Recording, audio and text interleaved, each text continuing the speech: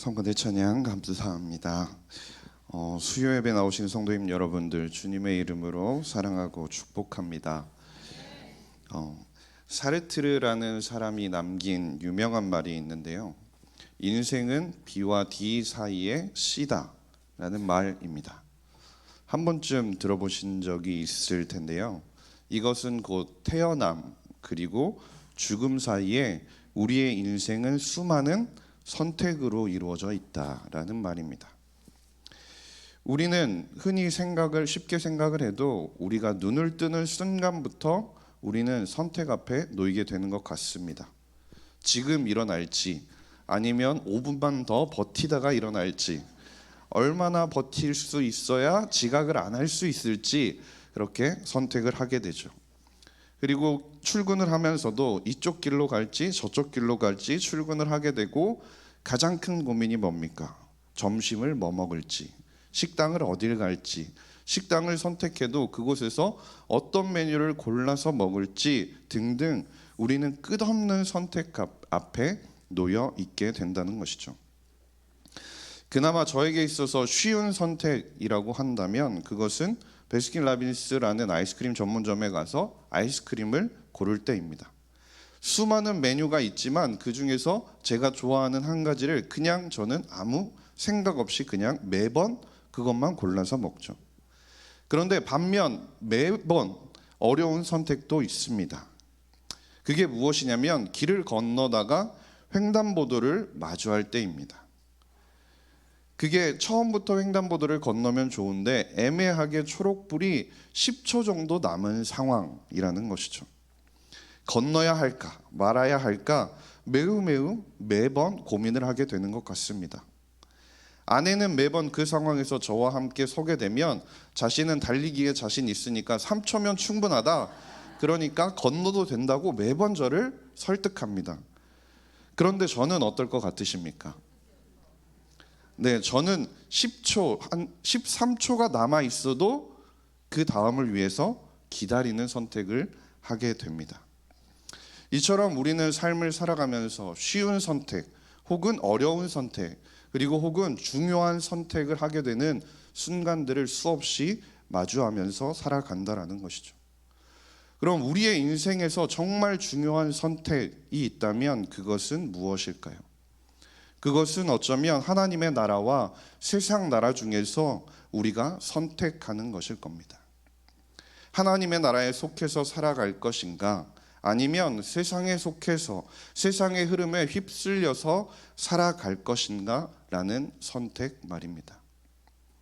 그러나 이곳에 계신 모든 분들은 이미 세상과 하나님 사이에서 무엇을 선택했기 때문에 이 자리에 나오셨습니까? 그렇죠. 하나님 나라를 선택하셨기 때문에 이 자리에 나오신 줄로 믿습니다. 믿으십니까? 성경에서도 우리의 이런 선택을, 우리의 소속을 분명하게 말씀하고 있습니다. 빌립보서 3장 20절 말씀인데요, 우리 함께 읽도록 하겠습니다. 시작. 그러나 우리의 시민권은 하늘에 있는지라 거기로부터 구원하는 자 곧 주 예수 그리스도를 기다리노니. 아멘. 우리의 시민권이 어디에 있다고 말씀합니까? 하늘에 있다라고 말씀하고 있는 겁니다. 그러나 우리의 시민권이 분명 하늘에 있음은 맞지만, 그러나 우리는 세상 속에서 오늘도 선택을 해야 하는 상황을 마주하면서 살아가게 됩니다. 왜 그럴까요? 우리는 하늘의 시민권을 가지고 살아가지만 우리는 여전히 이 땅에 속해서 살아가고 있기 때문입니다. 대한민국에서도 여행 경보라는 불리는 제도가 있는데요, 이것은 나라에서 자신의 국민이 어떤 곳을, 위험한 지역이나 위험한 나라를 여행하려고 하면 그것을 단계별로 경보를 내리는 시스템을 말합니다. 그래서 몇 단계로 나뉘어진 이 시스템을 통해서 국민의 안전을 위해서 이곳은 가도 되고 이것은 가면 안 되고 여기 가면 이러한 것들을 주의해야 합니다라고 알려주는 것이죠. 그런데 이와 마찬가지로 하나님께서는 하늘나라의 시민권을 가진 우리가 낯선 이 땅을 여행하는데 안전하도록, 그리고 다치지 않도록 하나님의 나라까지 안전하게 여행해서 다시 돌아갈 수 있도록 요한을 통해 오늘 말씀을 주의사항으로 남기고 있는 것입니다. 우리 15절 말씀을 함께 읽도록 하겠습니다. 시작. 이 세상이나 세상에 있는 것들을 사랑하지 말라. 누구든지 세상을 사랑하면 아버지의 사랑이 그 안에 있지 아니하니. 아멘. 오늘 요한은 우리에게 이 세상이나 세상에 있는 것들을 사랑하지 말라라고 말씀합니다. 요한이 오늘 본문에서 말씀하고 있는 세상이라는 것은 하나님이 창조하셔서 하나님이 자신의 성품을 두시고 하나님의 아름다움과 하나님의 속성을 나타낼 수 있는 그 세상을 말하는 것이 아닙니다. 하나님을 대적하고 하나님으로부터 멀어진 인간의 문명과 인간의 모든 활동을 포함하는 것을 말하는 것이죠. 사탄의 영향력이 미치는 곳, 하나님과 하나님의 뜻을 미워하는 자들이 만들어낸 모든 것을 포함하는 것이 오늘 본문에서 말하는 세상이라는 겁니다. 이 땅은 공중권세 잡은 마귀가 끊임없이 우리를 유혹하는 곳입니다. 우리가 하늘의 시민권을 가지고 이 땅을 여행하고 있음을 기억하지 못하도록 막는 곳이라는 거죠. 창조주 하나님을 바라보지 못하게 하고, 창조주 하나님을 기억하지 못하게 하고, 창조주 하나님을 사랑하지 못하게 하고, 하나님께 순종하지 못하도록 가로막는 것이 이 세상이라는 것입니다. 여기서 오늘 본문에서 말하는 사랑한다라는 말도 우리가 일반적으로 아는 어떤 대상을 향해서 품는 좋아하는 감정을 말하는 것이 아닙니다.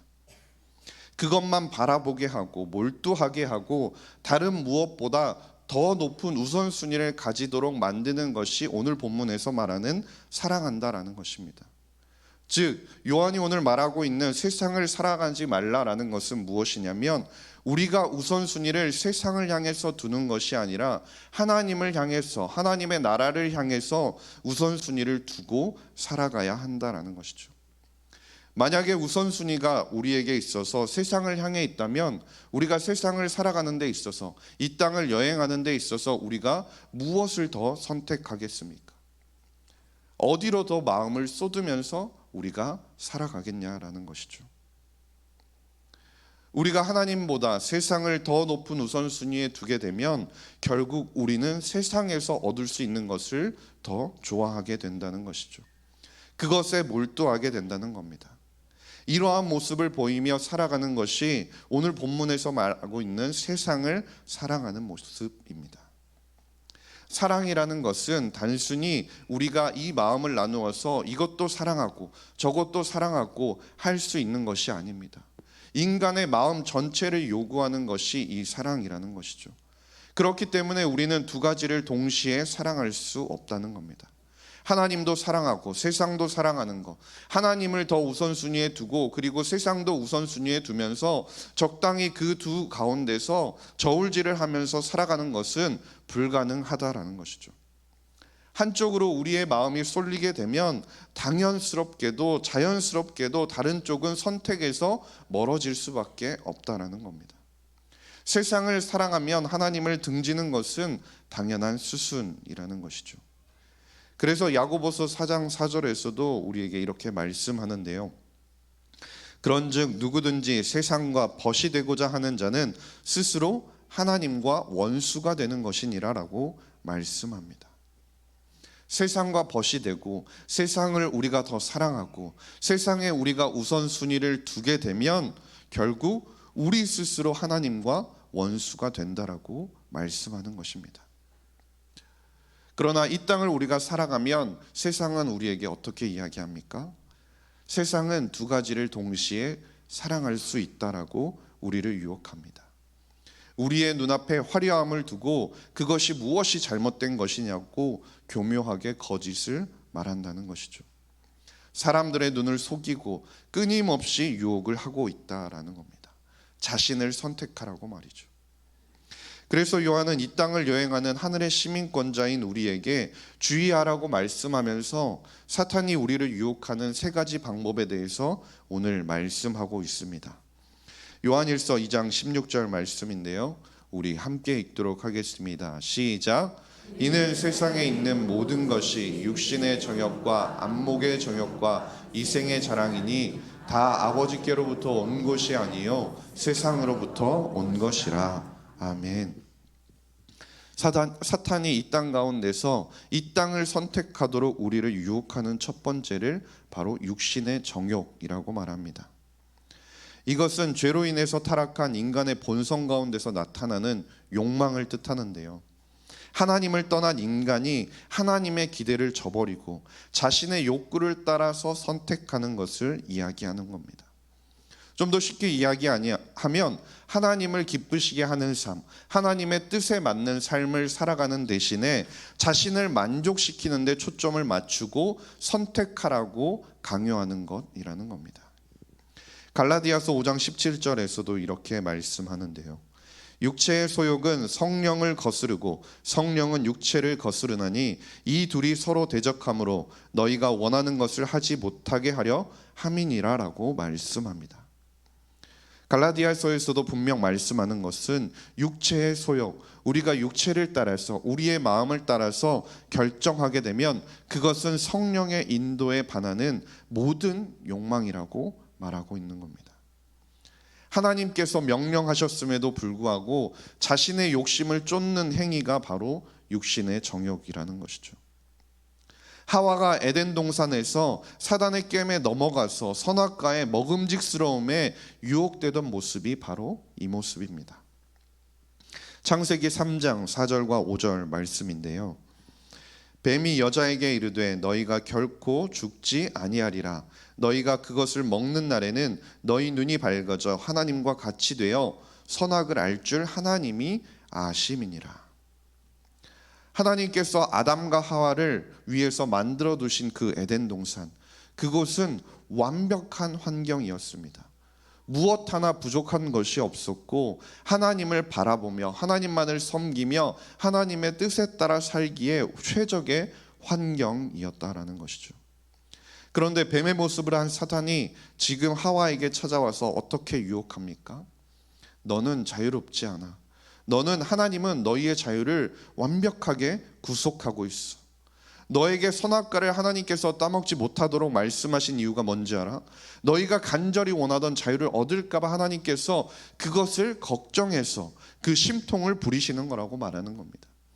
내가 저 선악과를 먹기만 하면 그 모든 구속과 그 모든 속박에서 벗어나서 자유로울 수 있다고 말하고 유혹하는 겁니다. 하나님이 아니라, 하나님만을 바라보며 살아가는 것이 아니라 너만을 바라봐, 너가 원하는 것을 바라봐, 너만을 생각하고 선택해라고 끊임없이 흔들고 있다라는 것이죠.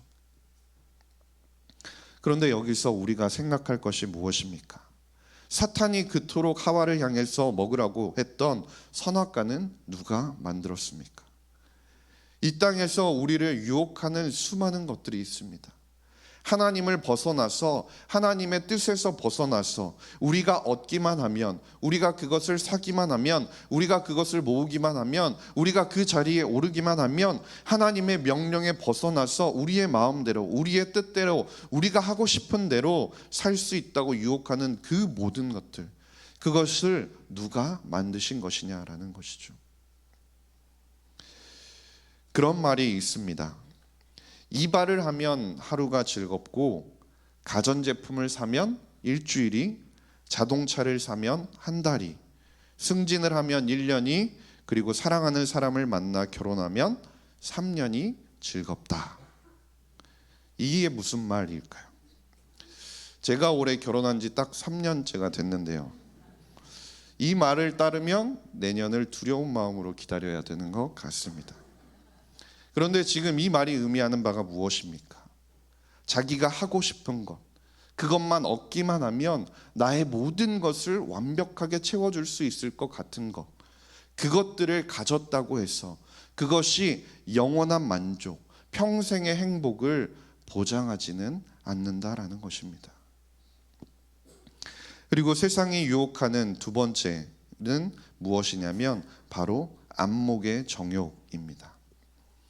이것은 눈으로 보고 우리가 소유하고자 하는 탐심을 말하는데요, 성경에서도 이러한 안목의 정욕으로 인해서 죄에 빠진 여러 인물들이 나옵니다. 아까 말씀드렸던 하와도 마찬가지죠. 창세기 3장 6절을 보면 여자가 그 나무를 본즉 먹음직도 하고 보암직도 하고 지혜롭게 할 만큼 탐스럽기도 한 나무인지라라고 말씀합니다. 하와는 선악과를 보고 눈으로 탐내었다라는 것이죠. 너무나 탐스럽게 그것만 먹기만 하면, 저것을 내가 취하기만 하면 모든 것이 완벽해질 것이라고 그렇게 생각하게 된다라는 것이죠. 결국 그리고 그는 하나님의 명령을 어기는 선택을 하게 되었습니다. 사무엘하 11장 2절에 나오는 우리가 잘 아는 다윗도 마찬가지였습니다. 그것을 말씀을 보면 한 여인이 목욕을 하는데 심히 아름다워 보이는지라라고 말씀합니다. 다윗은 밤에 왕궁을 거닐다가 옥상에서 밧세바를 보게 되고 욕망을 품어 간음하는 죄를 저지르게 되었습니다. 이처럼 눈으로 보는 것, 눈을 통해서 우리에게 들어오는 그 모든 감각들은 사람을 매우 자극하는 것들이라는 것이죠. 우리로 하여금 죄악을 향한 강한 열망을 일으키게 하는 것이 우리가 눈으로 보게 된다는 겁니다. 그러한 것들은 단순히 바라보는 것, 우리가 시청하는 것으로 끝나는 것이 아니라 죄악된 행동으로까지 이어지게 만든다라는 겁니다. 요한이 살던 시대에도 마찬가지였습니다. 사람들을 오염시키면서 끊임없이 반응하도록 만든 것이 무엇입니까? 그 당시에 만들어져 있던 원형 경기장이었습니다. 그 안에서는 각종 검투사들이 검투 경기를 벌이면서 피를 흘리고 싸우고 사자에게 공격당하는 노예들의 모습을 로마 시민들은 그것을 바라보며 그 자극을 즐기면서 살아갔다라는 것이죠. TV와 영상 매체를 통해서도 세상은 우리를 끊임없이 유혹합니다. 저곳에 우리가 살기만 하면, 저 아파트에 우리가 살기만 하면 모든 것이 완벽할 것 같고 행복할 것 같고, 그것을 소유하고 먹기만 하면, 가기만 하면, 그곳에서 내가 머물러 있으면 모든 것이 완벽해질 것이라고 이야기를 한다라는 것이죠. 그러나 눈으로 보이는 것을 우리가 선택해서 얻는 만족은 결국 일시적이라는 겁니다. 결국은 더 큰 공허함과 불행만을 가져오게 된다라는 것이죠. 결국 우리가 그 세상을 향해 시선을 빼앗기고 살아가게 되면 우리는 하나님을 바라보지 못하게 된다는 겁니다. 하나님과의 관계가 방해된다라는 것이죠. 이어지는 말씀을 통해 세상을 선택하게 하는 세 번째 유혹에 대해서 말하는데, 그것은 이생의 자랑입니다. 이것은 자신이 가지고 있는 세상적인 소유에 대한 자랑인데요, 정당한 이유와 근거 없이 하는 헛된 자랑이나 교만, 위선을 이생의 자랑이라고 합니다. 우리가 잘 아는 대표적인 사건은 창세기 11장에 나오는 인간들이 자신의 힘과 이름을 자랑하기 위해서 바벨탑을 쌓는 사건인데요, 창세기 11장 4절 말씀을 보면 이렇게 말씀합니다. 또 말하되 자 성읍과 탑을 건설하여 그 탑 꼭대기를 하늘에 닿게 하여 우리 이름을 내고 온 지면에 흩어짐을 면하자 하였더니 라고 말씀합니다. 바벨탑, 이것은 하나님을 무시하고 스스로 높아지려고 우리의 이름을 내려고 자신의 이름을 내려고 하는 교만의 상징이었다라는 것이죠. 이런 사람들은 특징이 무엇이냐면 세상의 것을 자랑하기 위해서 하나님을 의지하지 않는 것입니다. 자신이 추구하는 모든 것이 어디 있냐면 이 땅에 있다라는 것이죠. 그것의 유무에 따라 내가 그것을 가지고 있느냐 가지지 못하느냐에 따라서 자신의 성공과 실패가 좌우된다고 생각하며 살아가는 것이죠. 눈에 보이는 것들, 그런 물질적인 소유에 관심을 집중하게 됩니다. 이러한 것들을 가지고 있어야 자신의 삶이 성공했다고 생각하고 그러한 것들이 자신의 가치를 만든다고 생각합니다. 또한 세상은 끊임없이 그렇기 때문에 이러한 것들을 가지고 있어야, 이러한 것들에 네가 살아야, 이러한 것들에 함께 머물러 있어야, 그 위치에 네가 올라가야, 그래야 너희가 성공하는 인생이라고, 선택하라고, 집중하라고, 쟁취하라고 세상은 끊임없이 우리를 유혹한다라는 것이죠. 이러한 이생의 자랑을 하는 사람은 끊임없이 자신이 다른 사람들보다 한 단계 더 높아지는 것을 원합니다. 자신을 드러내는데 열심을 낸다라는 말입니다. 대화를 하는 중에서도 끊임없이 다른 사람들보다 자신을 높이기를 원합니다. 자신의 말을 듣는 청중은 무조건 자기보다 한 단계 낮추길 원한다라는 것이죠. 그러나 결국 그렇게 자신의 성취를 자랑하게 되면 그 결국이 무엇이냐면 잠언 16장 18절 말씀에 교만은 패망의 선봉이요 거만한 마음은 넘어짐의 앞잡이라고 말씀합니다. 이처럼 세상의 매력, 세상에서 모든 것을 가져다 줄 것 같은 그러한 것들은 결국 사람을 속이기 위한 것들이죠. 그러나 그것들은 끊임없이 모든 것을 얻을 수 있다고, 영원하다고 말하고 있다라는 겁니다. 그러나 요한은 우리에게 뭐라고 말씀하고 있습니까? 우리에게 선택하라고, 너의 모든 것이, 너를 완벽하게 만들어줄 수 있는 모든 것이 이 땅 가운데 있으니 선택하라고 유혹하는 이 땅의 결말이 어떠한지를 우리에게 말씀하고 있습니다. 우리 17절 말씀인데요, 우리 17절 말씀을 함께 읽도록 하겠습니다. 시작. 이 세상도 그 정욕도 지나가되 오직 하나님의 뜻을 행하는 자는 영원히 거하느니라. 아멘. 무엇이라고 말씀합니까? 이 세상도 그 정욕도 지나간다라고 말씀합니다. 여기서 말하는 지나간다라는 것은 결국 흘러가고 바뀌게 된다라는 겁니다. 세상과 정욕이 흐르는 물처럼 다 지나가고 있다는 겁니다. 그것을 쫓는 자에게 어떠한 소망도 줄 수 없고 그것으로 인해서 우리의 어떠한 기대도 채워주지 못한다라는 것이죠. 전도서 12장 14절에 말씀하는 것처럼 심판의 때가 되면 완전히 그것들은 자취를 감추게 되고 하나님의 심판대 앞에서 다 지나가 버리는 것이 된다고 말씀하고 있는 겁니다. 반면에 이 세상에서 그렇다면 영원한 것은 무엇입니까? 우리가 기억해야 할 것이 무엇입니까? 우리의 시민권이 어디에 있습니까? 하나님과 그분의 말씀과 나라라는 것입니다. 하나님의 통치는 영원하고 하나님의 나라는 영원하다라는 겁니다. 시편 145편 13절에서도 이렇게 말씀합니다. 주의 나라는 영원한 나라이니 주의 통치는 대대에 이르리이다라고 말씀합니다. 하나님의 나라는 시간의 제약을 받는 것이 아닙니다. 모든 세대를 뛰어넘어 영원히 지속되는 나라입니다. 그리고 히브리서 12장 28절에서 뭐라고 말씀합니까? 우리가 흔들리지 않는 나라, 그 영원한 나라, 대대에 유지되는 그 나라를 받았은즉 은혜를 받으라라고 말씀합니다. 우리가 하나님을 사랑하고 그 은혜를 받았기 때문에 우리는 하나님을 사랑하고 하나님의 뜻을 행하며 살아야 하고 그렇게 살아가는 것이 영원히 남게 되는 것이라고 말씀하고 있는 것입니다. 그래서 17절 말씀 후반절을 보면 이렇게 말씀하죠. 오직 하나님의 뜻을 행하는 자는 영원히 거하느니라. 여기서 거한다라는 것은 교제의 의미를 의미하고 있습니다. 그리스도 안에 거하는 자, 결국 그것은 하나님의 뜻을 행하는 자를 말하는 겁니다. 하나님과의 교제 가운데서 끝남이 없이 영원한 삶, 그 끝없이 하나님의 뜻대로 행하는 삶, 하늘의 시민권을 가지고 이 땅을 살아가는 우리는 하나님의 뜻을 선택하며 하나님의 뜻을 행하며 하나님과 함께 영원히 교제하는 삶을 살아야 한다라는 것이죠. 그러나 우리가 기억할 것은 무엇이냐면 이것 또한 우리의 힘으로 하는 것은 아니라는 겁니다. 우리의 의지로 할 수 있는 것도 아니라는 것이죠. 왜 그렇습니까? 아담과 하와가 보여준 모습이 있지 않습니까? 우리도 세상을 당연하게 선택하며 그것들이 완벽하게 우리를 채워줄 수 있다고 선택하며 살아갈 수 있는 여지를 가지고 있기 때문이라는 것이죠.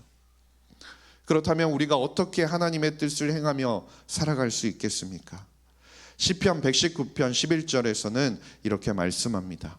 우리 함께 읽겠습니다. 시작. 내가 주께 범죄하지 아니하려 하여 주의 말씀을 내 마음에 두었나이다. 아멘.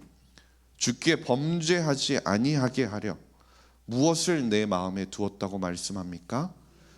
주의 말씀을 내 마음에 두었다고 말합니다. 영원히 변치 않는 그 하나님의 말씀을 우리는 우리 마음에 두어야 합니다. 아담과 하와가 넘어졌던 세상의 유혹에 이길 수 있는 모습을, 그것들을 보여주신 분이 누구십니까? 바로 예수님이셨습니다. 예수님께서 광야에서 40일 금식을 하신 직후에 사탄이 다가와서 예수님을 시험했습니다. 돌을 떡으로 바꿔서 육신의 정욕을 채워보라고 했습니다. 이 세상의 것들을 가져서 너를 채우고 자신을 사랑하라고 유혹하였습니다. 그런데 그때 예수님께서 어떻게 이기셨습니까? 마태복음 4장 10절 말씀에 이에 예수께서 말씀하시되 사탄아 물러가라 기록되었으되 주 너의 하나님께 경배하고 다만 그를 섬기라 하였느니라. 예수님께서 무엇으로 물리치셨습니까? 기록되었으되, 즉 하나님의 말씀으로 물리치셨다는 겁니다. 이것이 예수님께서 우리에게 보여주신 방법이라는 것이죠. 예수님을 이렇게 시험했던 마귀는 오늘도 우리를 유혹하고 있습니다. 하나님을 위해 살지 말라고, 우리의 정욕을 위해 사는 길을 선택하라고 유혹하고 있습니다.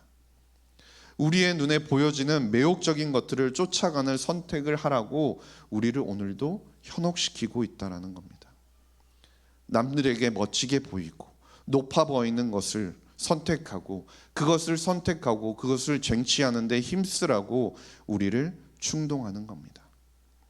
예수님의 이름이 아니라 자신의 이름, 자신의 의를 위해서 선택하며 살라고, 그것이 옳다고 오늘도 사단은 유혹하고 있다는 것이죠. 요한은 이처럼 우리를 유혹하는 사단과 세상을 바라보면서 오늘 본문을 통해 우리에게 묻고 있습니다. 여러분은 어느 편에 서실 것입니까? 어느 편에 서 계십니까? 그러나 제가 서두에도 말씀드렸다시피 이곳에 성도로 모인 우리들은 하나님 나라의 편에 속해 있음을 우리가 기억할 수 있기를 바랍니다. 하나님은 우리를 위해 절대 꺾이지 않는 완벽한 뜻과 계획을 가지고 그 일들을 이루고 계십니다.